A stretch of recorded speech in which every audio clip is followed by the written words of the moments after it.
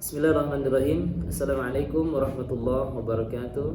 Bismillahirrahmanirrahim. Wassalatu wassalamu ala rasulillah. Asyhadu an la ilaha illallah wahdahu la syarikalah wa asyhadu anna Muhammadan abduhu wa rasuluhu alladzi la nabiyya ba'da. Allahumma anfa'na bima 'allamtana wa 'allimna ma yanfa'una wa zidna ilman nafi'an. Raditu billahi rabba wa bil islami dina wa bi Muhammadin nabiyya wa rasula. Rabbi zidna ilman warzuqna fahman aminan. Rabbi israh li sadri wa yassir li amri wahlul 'uqdatam min lisani yafqahu qawli, amma ba'du. Hadirin, jumpa kembali kita insyaallah di program Ihram Series Islamic Stories of Holy Ramadan, yang insyaallah di Ihram Series kali ini akan menyampaikan kisah heroik dua pemuda belia yang hidup di zaman Rasulullah terkait dengan satu peperangan yang besar dalam sejarah kehidupan Rasulullah dan kaum mukmin. Juga kejadian tersebut, peristiwa tersebut terjadi di bulan Ramadan. Hadirin yang dimuliakan Allah Subhanahu wa taala, siapakah kedua pemuda belia yang dimaksud? Satu, Mu'az bin Amr bin Jamu, yang kedua Muawiz bin Afra. Hadirin, kita simak bagaimana kemudian kisah dua sahabat belia pemuda ini yang usianya saat itu masih antara 12 sampai 14 tahunan. Kalau di usia rata anak-anak kita di Indonesia, semisal usia-usia anak SMP.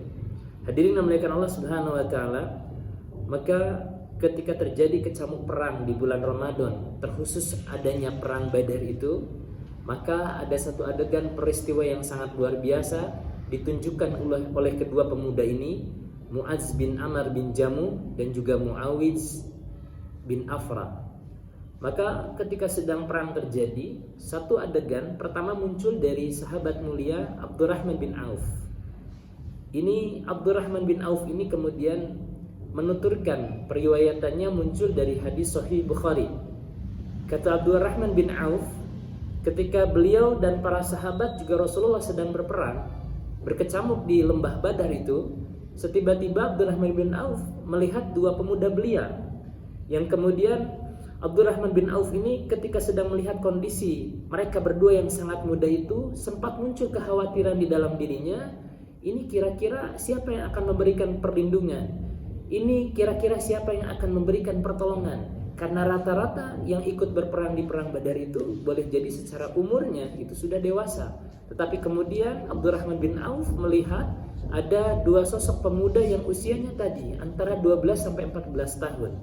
Hadirin yang dimuliakan Allah Subhanahu wa taala, sampai kemudian bertanya di dalam hati terkecil Abdurrahman bin Auf ini, apakah kira-kira dua pemuda ini sanggup atau tidak?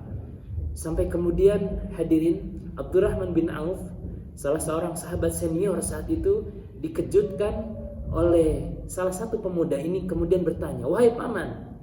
Siapakah yang bertanya ini? Mu'az bin Amr bin Jamuh ini.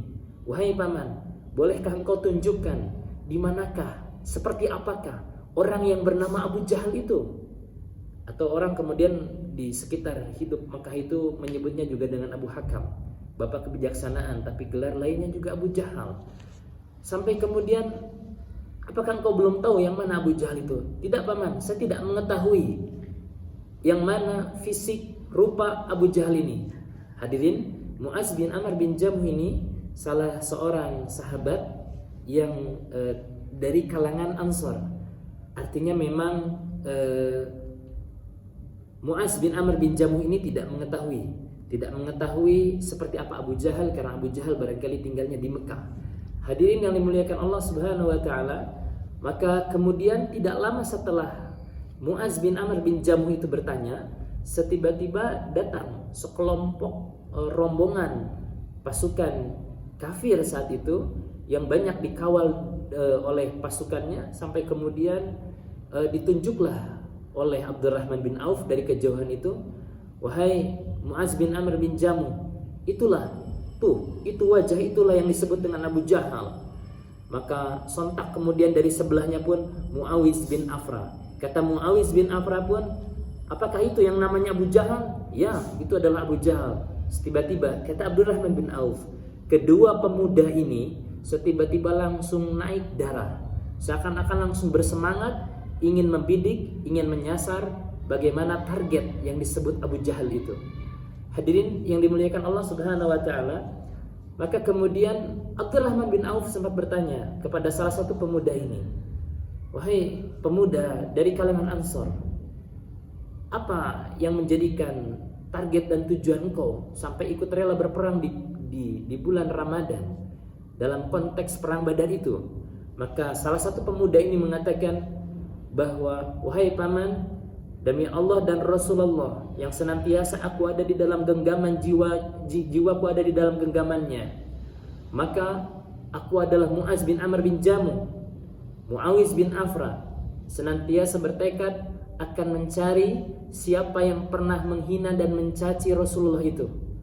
Maka aku pernah mendengar bahwa Abu Jahal itu adalah sosok yang kemudian menghina dan mencaci Rasulullah.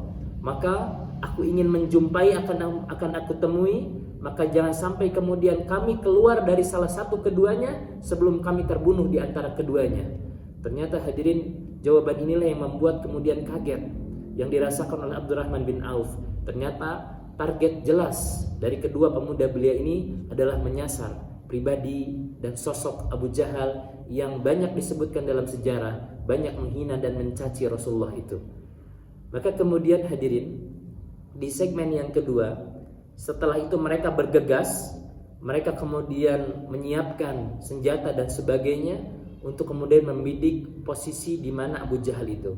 Lalu yang kedua, kita akan ambil segmennya, ini diambil dari penuturan langsung dari Muaz bin Amr bin Jamuhnya sendiri, yang kisah tersebut juga diperkuat di salah satunya di berbagai riwayat dan keterangan, salah satunya di kitab At-Tabaqat, karya dari Ibnu Sa'id, kemudian diriwayatkan oleh Ibnu Ishaq bahwa penuturan dari Muaz bin Amr bin Jamuh ini, kemudian Muaz bin Amr bin Jamuh ini pergi bertempur sampai kemudian kata Muaz bin Amr bin Jamuh ini, sampai kemudian seorang Abu Jahal itu dikawal oleh para algojo, dikawal oleh para pasukan terlatih, dikawal oleh para pasukan yang memang sudah memiliki kapasitas kemampuan untuk bisa melindungi.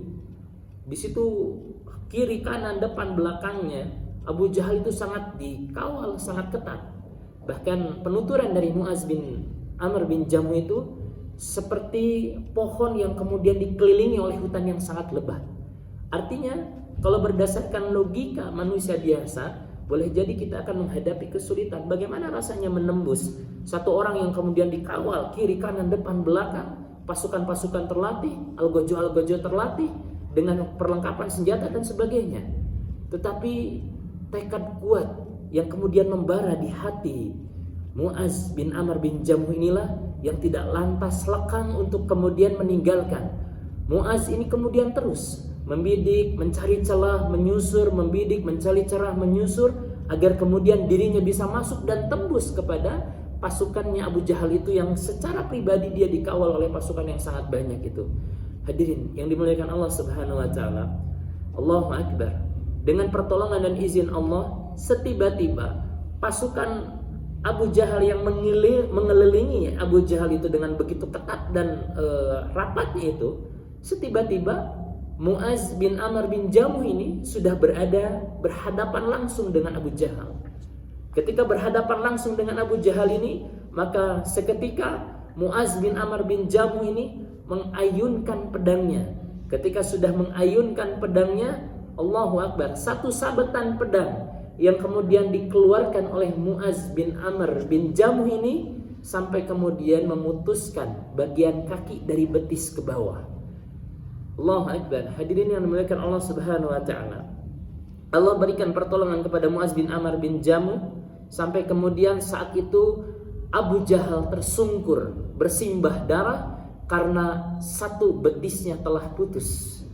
Kejadian tersebut kemudian sontak memancing para pasukan, terlebih saat itu anaknya bernama Ikrimah yang masih musyrik saat itu langsung menghadang Muaz bin Amr bin Jamuh. Mereka saling berhadapan sampai kemudian Ikrimah anak dari Abu Jahal ini mengayunkan pedangnya sampai kemudian hampir putus salah satu tangan Muaz bin Amr bin Jamuh ini.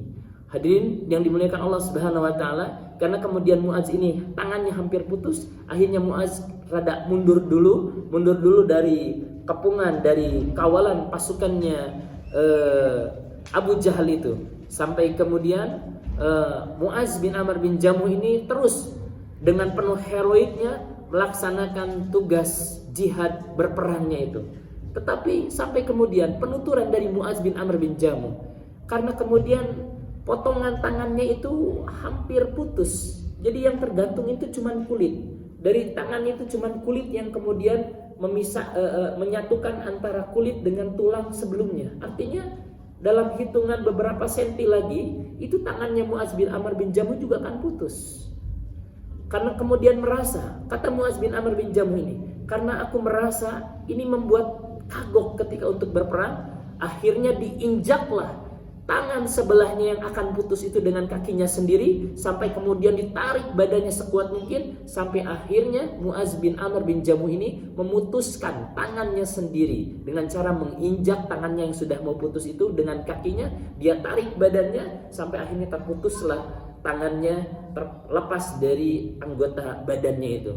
Allahu Akbar. Ketika kemudian Muaz bin Amr bin Jamuh ini sudah putus, dia terus heroik melaksanakan perang. Hadirin, kata Muaz bin Amr bin Jamuh, lalu di mana sahabatku yang satu lagi, Muawiz bin Afra? Hadirin, Muawiz bin Afra, ketika kemudian Muaz bin Amr bin Jamuh ini mundur, sampai kemudian tiba-tiba Muawiz bin Afra ini masuk. Ketika Abu Jahal sedang proses ditangani karena bersimbah darah, putus betisnya oleh Muaz itu, setiba-tiba di hadapannya sudah datang kembali Muawiz bin Afra. Hadirin yang dimuliakan Allah Subhanahu wa taala, maka Muawiz bin Afra ini tidak ada tendeng aling lagi, dengan penuh kekuatan dan keyakinan yang datangnya dari Allah. Maka Muawiz bin Afra ini seorang pemuda yang masih juga sama belianya seperti juga Muaz bin Amr bin Jamuh ini. Muawiz ini setiba-tiba menghunuskan, menyabatkan pedang ke badan Abu Jahal. Hadirin, sampai kemudian Abu Jahal ini semakin bertambah bersimbah darahnya, sampai napasnya tersengal-sengal, mungkin tinggal menunggu ajal dan kematiannya. Sampai akhirnya kemudian kedua sahabat ini pergi meninggalkan kerumunan Abu Jahal, karena Abu Jahal sendiri sudah tersungkur, sudah terkapar, bahkan nafasnya sudah tersengal-sengal. Boleh jadi itu adalah merupakan bagian daripada akhir ajalnya. Hadirin yang dimuliakan Allah Subhanahu wa taala, tiba kita sampai pada segmen yang ketiga. Di segmen yang ketiga ini kemudian dua pemuda ini menghampiri Rasulullah. Ketika menghampiri Rasulullah itu, sampai kemudian mereka bertanya kepada Rasulullah, "Ya Rasulullah." Mereka bukan bertanya, mereka memberikan statement, "Ya Rasulullah, aku sudah membunuh Abu Jahal." Apakah benar kalian sudah membunuh Abu Jahal? "Benar ya Rasulullah." "Benar ya Rasulullah, kami sudah membunuhnya." "Coba, aku ingin melihat bagaimana, apakah engkau sudah membasuh atau sudah mengeringkan darahnya?" "Belum ya Rasulullah." "Coba, aku lihat dulu pedangnya." Akhirnya Rasulullah membawa kedua pedang yang dipakai oleh Muaz bin Amr bin Jamuh, juga Muawiz bin Afra, untuk kemudian menghunuskan ke badannya Abu Jahal itu. Lalu diperiksalah pedang mereka berdua ini oleh Rasulullah. Maka di situ muncul statement dari Rasulullah bahwa benar, wahai pemuda belia yang semoga Allah muliakan kalian, bahwa kalian benar telah membunuh Abu Jahal. Kalian telah membunuh orang yang benar-benar jelas kafir dan musyriknya ini.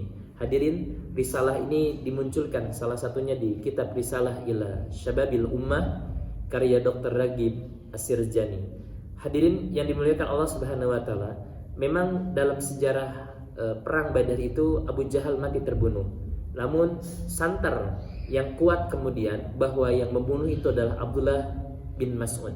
Betul, adalah Abdullah bin Mas'ud yang kemudian menghabisi nyawa Abu Jahal itu. Tetapi sebelum Abdullah bin Mas'ud itu menghabisi nyawa Abu Jahal, ada dua pemuda belia yang ternyata sangat berpengaruh besar, bagaimana kemudian sampai Abu Jahal itu berdarah, tersungkur, sampai akhirnya nyawanya dihabiskan oleh Abdullah bin Mas'ud itu.